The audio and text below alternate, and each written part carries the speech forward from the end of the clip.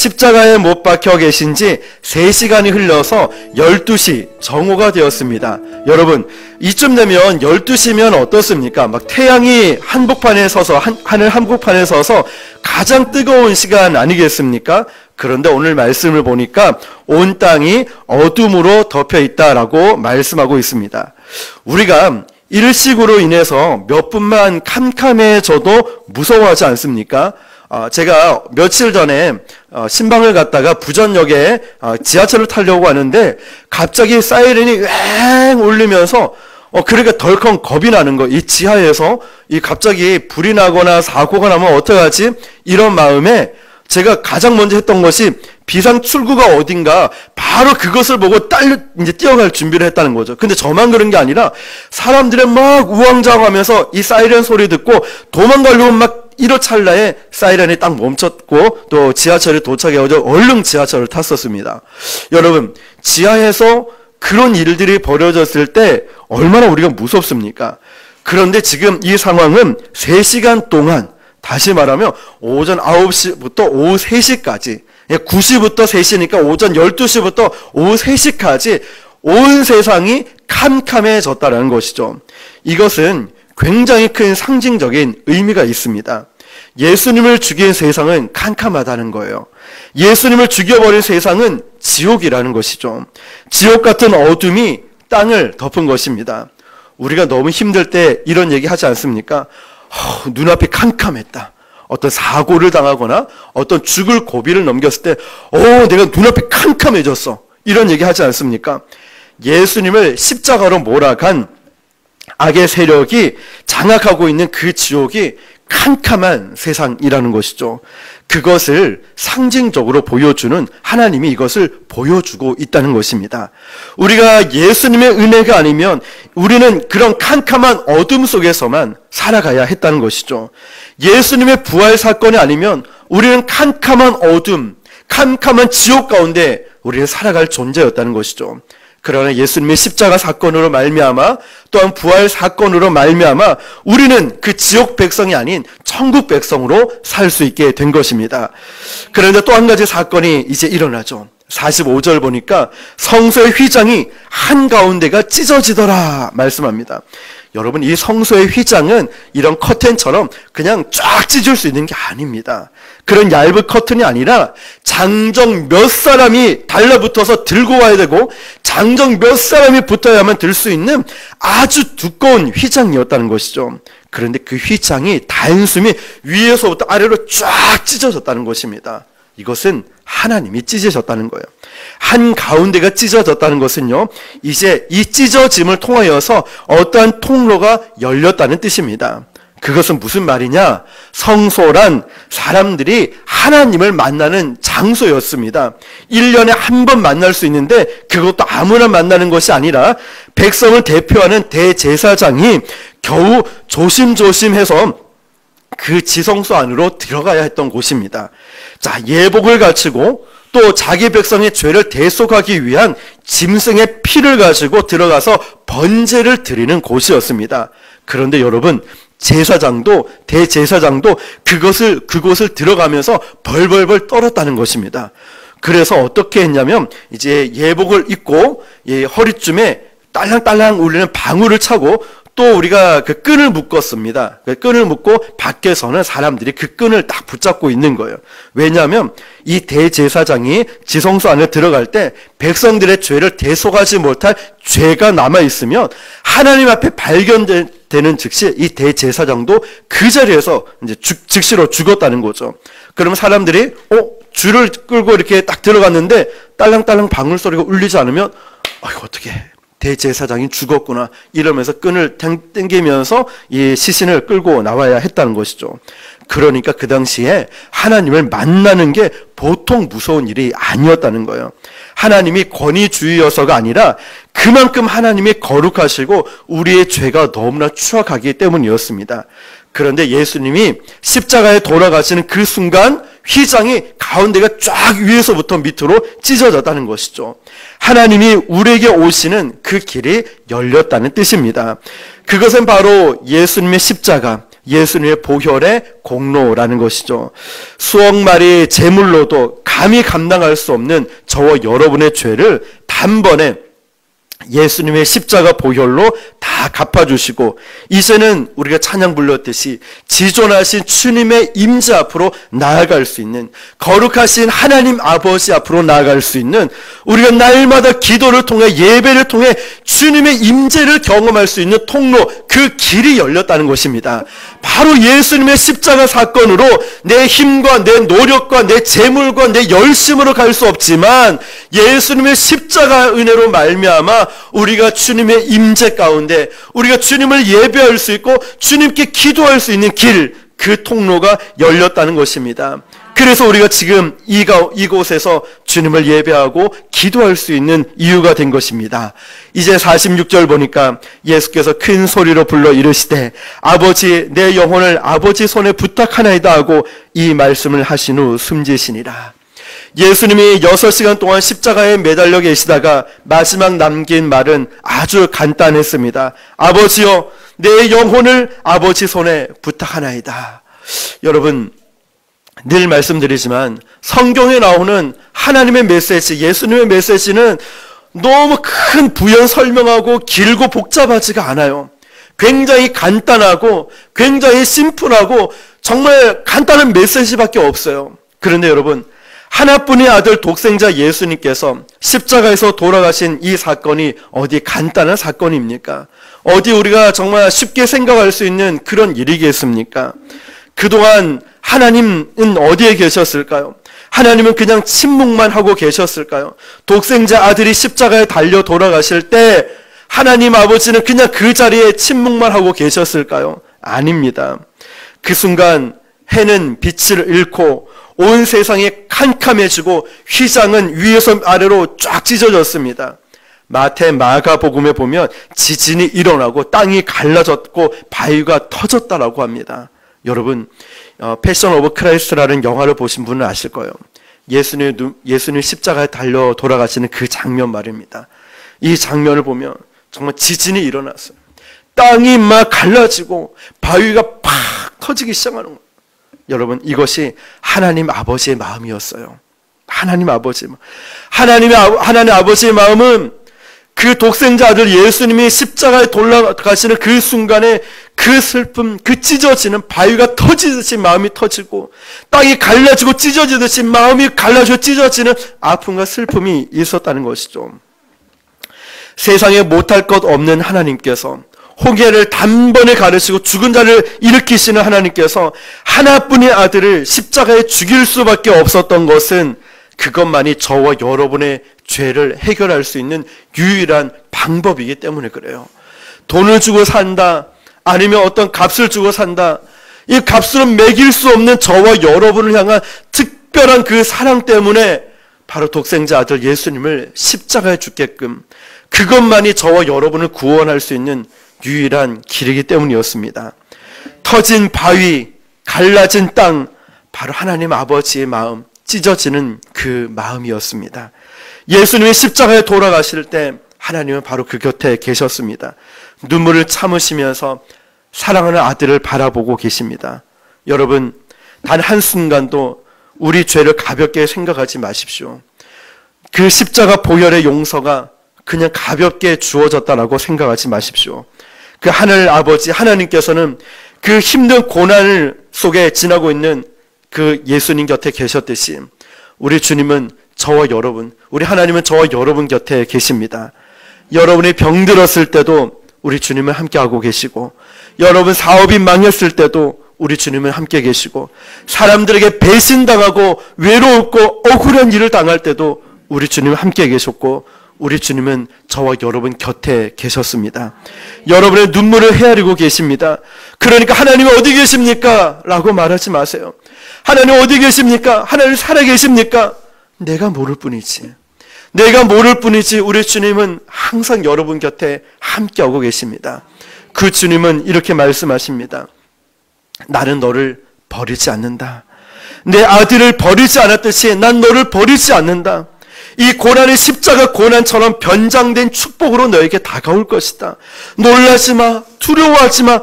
내가 너의 하나님이다. 내가 너를 지명하여 불렀나니 너는 내 것이다. 나의 보혈의 은혜로 너를 덮어줄 것이다. 우리 주님은 그렇게 말씀하시는 거예요. 십자가에 매달려 고통을 당하고 있는 아들 예수님을 바라보시는 그 하나님의 사랑이 오늘 저와 여러분을 바라보고 지켜주고 계십니다. 그러므로 어떤 상황 속에서라도 하나님 아버지를 의지하시길 바랍니다. 아무리 복잡하게 꼬인 인생이라 할지라도, 너무 비참하게, 너무 처참하게 무너진 인생 가운데 있다 할지라도 자신의 영혼을 아버지 하나님 손에 의탁하시길 바랍니다. 아버지여, 제 영혼을 아버지 손에 부탁하나이다. 얼마나 아름다운 죽음입니까? 예수님의 인생은 처음부터 끝까지 하나님 아버지의 손에 의탁하는, 하나님 아버지의 손에 부탁하는 그런 인생이었습니다. 여러분, 그래서 인생의 주인이 내 자신이다라고 생각하지 마십시오. 인생의 주인은 나야. 나를 위해 살아야지. 내 인생은 내 것이야. 그 순간부터 그 생각을 하면 우리 인생이 비참해집니다. 그러나 우리 주님처럼 살아있는 순간순간을, 또 죽음의 마지막 순간까지도 하나님 아버지의 손에 의탁하고 부탁하면 하나님께서 저와 여러분의 인생을 책임져 주실 것입니다. 하나님, 제 인생 모든 것을 하나님께 맡깁니다. 하나님, 저의 삶을 주님께 맡깁니다. 우리 부모님의 삶을 맡기고 내 인생, 내 자녀들, 내 모든 것을 하나님께 맡겨드립니다. 그 순간 우리 주님은 저와 여러분을 책임져 주실 것입니다. 십자가 고난을 주님께서 붙드셔서 온 인류를 구원할 축복의 도구로 사용하셨듯이 여러분의 생명, 여러분의 죽음까지도 하나님 아버지의 손에 맡겨드리면 하나님 아버지께서 영광 받아 주실 것입니다. 그리고 여러분을 사용하실 것입니다. 여러분에게 평안함과 담대함을 주실 것입니다. 자신의 인생을 하나님께 온전히 맡겼던 사람, 그 사람들은 이 마지막 죽음의 순간까지도 평안합니다. 담대합니다. 왜 그럴까요? 죽음 넘어서의 하나님의 그 영광을 보았기 때문입니다. 일전에도 한번 말씀드렸듯이 제가 이전에 교회를 섬길 때 임종이 가까우니까, 돌아가실 때가 되니까 집사님이 계속 전화가 오는 거예요. 교구 전도사님 통해서 연락이 오는 거예요. 목사님 좀 모시고 빨리 우리 엄마 돌아가시는데 빨리 임종 예배 좀 드리게 해달라고. 그래서 전사님 아직 예배가 안 끝났으니까 조금만 기다려달라고, 하나님께서 분명히 지켜주시고 함께 하실 거라고 그분에게 말씀드리라고 했어요. 그래서 교구 전사님이 그 집사님에게 말씀드린 거, 목사님이 조금 예배 끝나고 간다고 한답니다. 본인은 너무 급한 거예요. 엄마 돌아가시기 전에 임종 예배 드려야 되는데, 예배 끝나자마자 교구 전사님하고 같이 병원에 갔습니다. 괜찮으셨어요, 아직까지. 그리고 자녀들 돌아가면서 의사가 입회하에 돌아가면서 이제 몸의 기력이 정말 2% 정도밖에 남지 않은 것 같고, 숨을 쉬는지 눈에 미동도 없고 아무런 증상도 없는 거예요. 그때 의사 선생님이 다 이렇게 돌아가면서 한마디씩 하라 하고 이제 마지막에 임종 예배를 이제 드렸습니다. 드리는데 찬송가 305장 나 같은 죄인 살리신, 그리고 그분에게 그 자녀들의 엄마 사랑해, 엄마 보고 싶어, 엄마 수고 많아서 할 때 아무런 미동도 없던 분이 예수님의 사랑을 전하고 예수님이 함께 하심을 전하고, 이제 눈을 감고 이제 잠을 자고 눈을 뜨면은 천국에서 만날 겁니다. 걱정하지 마세요, 집사님. 지금은 두렵고 떨림이 있겠지만 걱정하지 마세요. 우리 예수님이 지켜주시고 그동안 예수님을 위해서 얼마나 많은 고생을 하고 또 믿음으로 살아오셨습니까? 하나님이 다 알고 기억하고 계실 겁니다. 이러고 나서 찬송가 305장 나 같은 죄인 살리신 찬양을 하는데 갑자기 양쪽에서 눈물이 주르륵 내리는 거예요. 의사도 놀라고 사람들도 깜짝 놀란 거예요. 유가족들도, 가족들도. 그러면서 눈물을 흘리시면서 마지막 임종 예배 드리는 끝나는 동시에 그 어머님은 소천을 하셨죠. 그런데 그때 느끼는 게 뭔지 아십니까? 아무리 수고했다고 사랑한다는 말해도 결국 나는 혼자 이 땅을 떠나가야 되는데 두려운 거예요. 무서운 거예요. 그렇지만 하나님의 사랑을 전하고 예수님의 십자가 보혈로 우리가 구원받아 천국 백성이 됐다, 이 말 한마디에 이 두려움이 사라지고 마음의 평안함이 임하면서 찬송가 305장 나 같은 죄인 부를 때 눈물이 흐르면서 마지막을 맞이하는 것을 봅니다. 이처럼 하나님의 사랑, 또 하나님께 모든 것을 맡긴 사람은 죽음까지도 두려워하지 않아요. 왜냐하면 이 땅 끝난 다음에 우리는 영원한 천국 백성이 되어 하나님 곁으로 갈 걸 믿기 때문이죠. 저와 여러분이 그 주님의 임재하심을 경험하고 담대할 수 있길 바랍니다. 그런데 여러분, 이제 47절을 보면 예수님의 죽으심을 보고 충격을 받은 사람들이 있었어요. 47절 보니까 백부장이 그 된 일을 보고 하나님께 영광을 돌려 이르되 이 사람은 정령 의인이었도다. 자, 여기서 백부장이 나오죠. 백부장은 보통 사람이 아닙니다.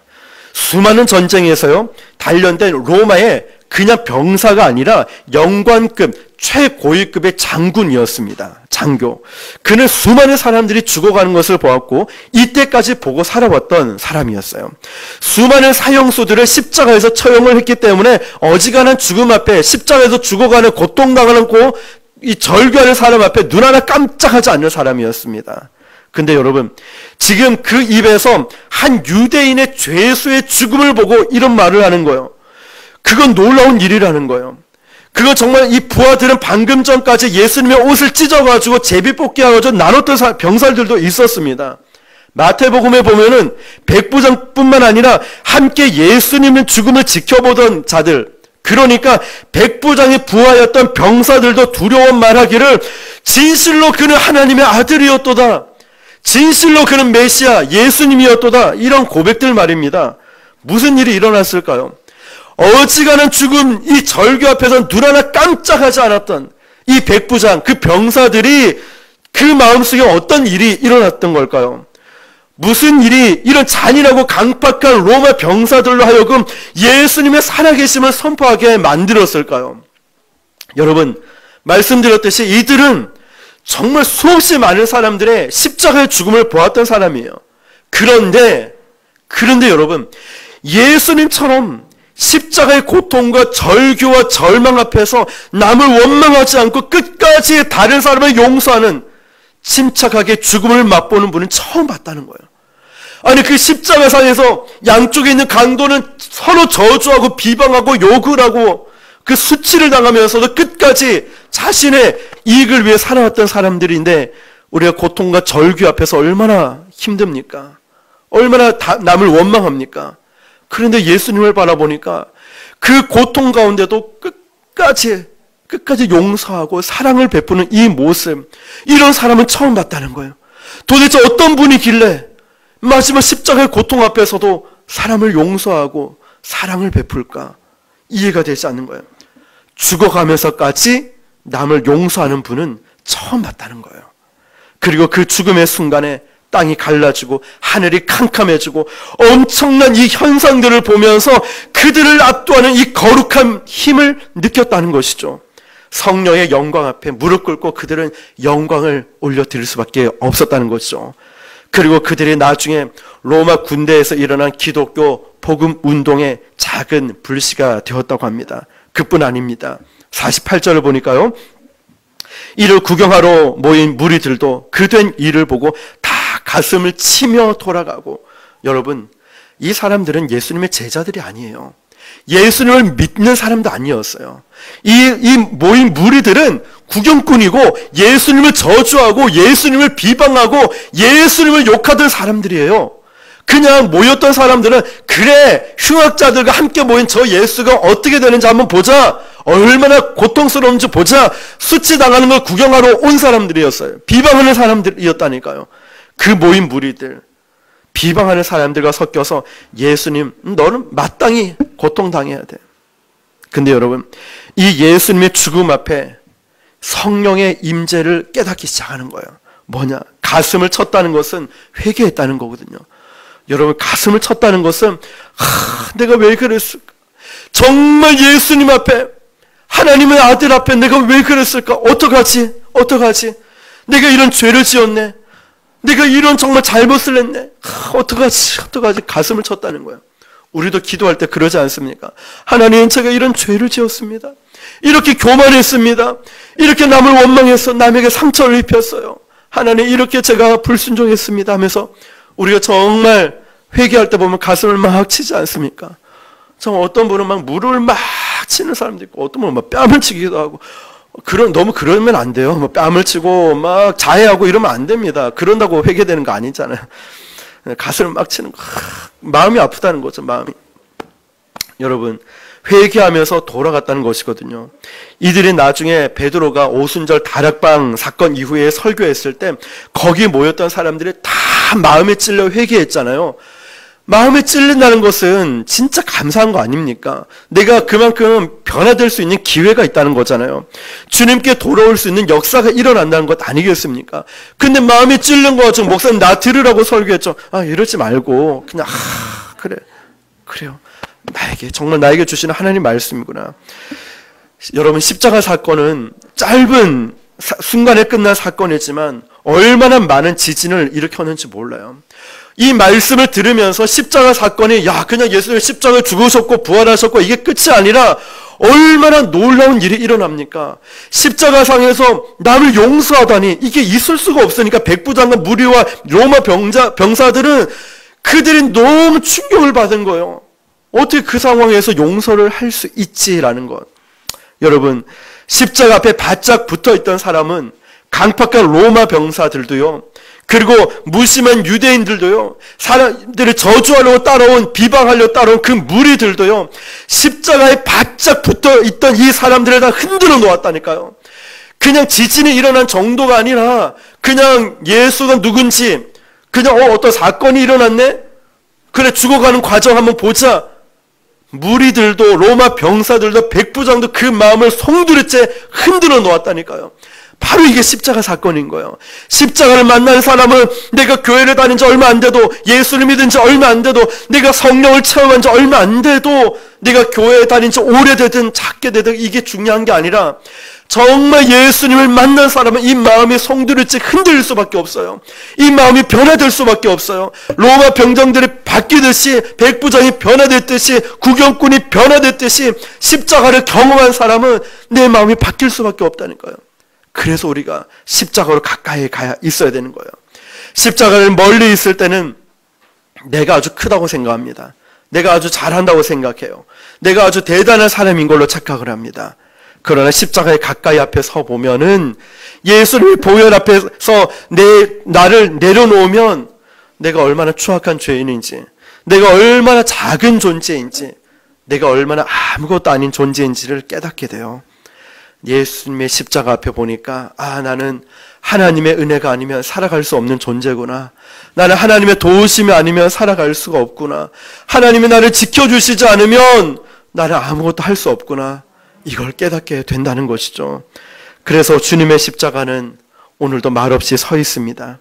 그리고 그 십자가는 예수님의 십자가에서 말씀하십니다. 우리의 죄에 대해서, 하나님의 사랑에 대해서, 오늘 십자가를 통해서 오늘 성령께서 저와 여러분에게 주시는 하나님의 음성을 들을 수 있길 바랍니다. 오늘 성령께서 그래, 이 십자가는 보통의 사건이 아니구나, 짧게 예수님이 십자가에 달려 돌아가셨구나, 여기서 끝내는 것이 아니라 정말 구원을 주시는 하나님의 능력이구나, 죽음까지도 두렵게 만들지 않는 그 하나님의 능력이구나.